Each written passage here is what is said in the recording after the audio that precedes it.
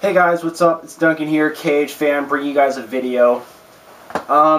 So as you know, some reviewers have been putting up their year-end lists for the year, obviously. And I figured I'd do mine, but I'd started out this time with the top 5 worst albums of the year. I'm going to get a lot of hate for this, and for future reference, I'm not including Slave to the Game by Amir. Why, you may ask? Because I simply did not bother to listen to that piece of shit. I don't like Amir, never will, period. I don't like them. So, let's get the countdown started. First off on the list is Dingir, or however you pronounce it, by Rings of Saturn. Now, a lot of people are going to be like, Duncan, why'd you pick the new Rings of Saturn? It's sick. Well, here's the reason. I find it very boring. It's technical death metal, just like Necrophagus, but like a giant fucking wank fest. I don't get why people just get freaking... they just get a huge-ass boner for freaking Rings of Saturn. It's like, oh, it's Rings of Saturn! They're gonna freaking... they released a new album, it's freaking awesome! I'm like, no. It was fine at first, but it's just overproduced nonsense. It's an atrocious mess. It's all over the fucking place. And they just try to play as fast as possible, just like Necrophagus, except...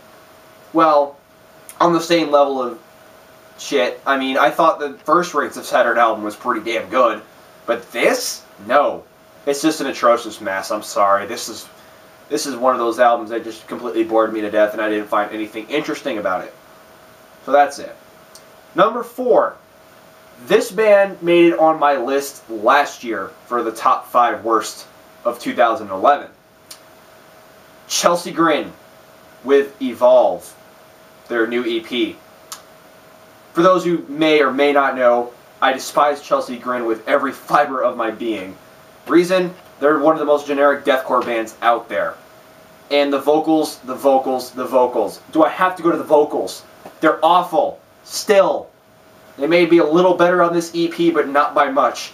They still sound like Marge Simpson, but worse. And the fact that they got Jason Richardson, who used to play for Born of Osiris, and people think that they're actually going to be better. I honestly don't think that they improved all that much. Oh, Jason Richardson's playing guitar, and the guitars are sounding a little more interesting, but honestly, it's still the same band. It's still as generic as everything they've ever released. That's just my opinion. This band has potential. I just think they need a better vocalist and actually have some more song structure instead of just playing generic breakdowns all the time. It's just, that's the thing that I don't like about Chelsea Grin. It's just, they're way too generic and not interesting like some deathcore bands are. But that's just me. Number 3. I'm going to get so much hate for this. Periphery 2. This time, it's personal. Or whatever the fuck the title is. This album basically bored me to death. It's just like the same, it's just like the first album, except a lot more boring. I thought the first album was a bit more interesting. But I will say that the new album, Spencer Sottelo's vocals have improved, and the drums are just as good because Matt Halpern's a beast. But that doesn't mean that doesn't make it, the entire album, a whole lot better. I thought the album was really boring, and it was way too long for me to try to get into. I liked maybe a few songs, and that's about it. But just like every song sounded the same to me, and the riffs just sounded like a variation of each song. From one song to the next, the riffs sounded very similar to each other. I couldn't dig it at all. But that's just me. Number 2, I was really looking forward to this album, but then after I heard it, I was just... At the Gates of Sethu by Nile. This album absolutely blew dick. I mean, I will give him this. The song structure, I can't pronounce right.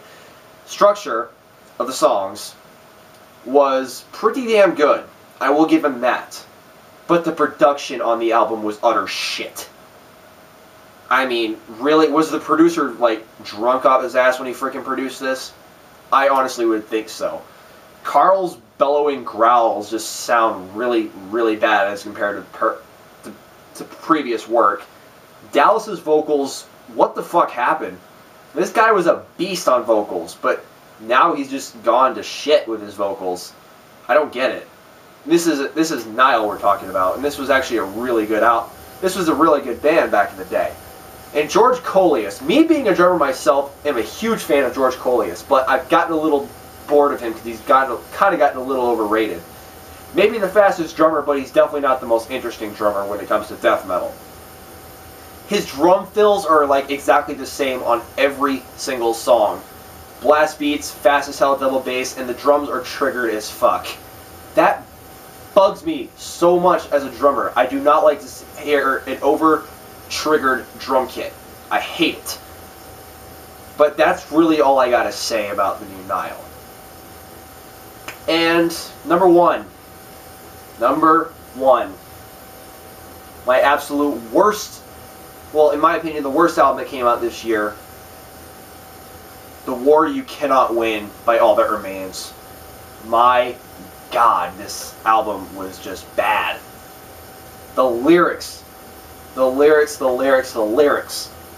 All sappy, heartbreaking shit most of the time. What has All That Remains become? Seriously. After the Overcome stuff, I thought it was over. But apparently I was wrong. The production on this album was eh. Musicality's okay. I mean, Ollie Herbert can rip out some good guitar riffs and whatnot.